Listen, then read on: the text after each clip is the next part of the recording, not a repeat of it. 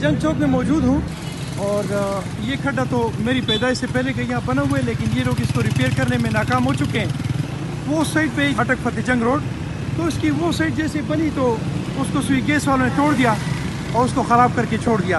अब नई जो सिचुएशन बनी है वो ये रोड है जिसको अब PTCL वालों ने तोड़ नहीं बल्कि इसकी धज्जियाँ उड़ा दी हैं और ऐसे लगता है जैसे ये पाकिस्तान इंडिया की जंग हुई हो और उसकी बिल्कुल तहस नहस कर दिया गया है। एक तो ये रोड तोड़ दिया गया और दूसरा यहाँ पर ये जो पानी का जो निज़ाम था उसको तोड़ दिया गया।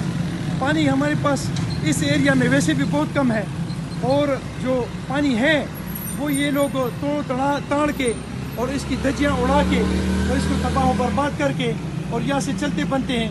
ये गंदा पानी जो है जरासीम से और गंद से भरा पानी फिर इन पाइपों में अंदर सट करता है और फिर उसके बाद ये लोग पीते हैं और फिर यहाँ पे मुख्तलिफ किस्म की बीमारियाँ बनती हैं।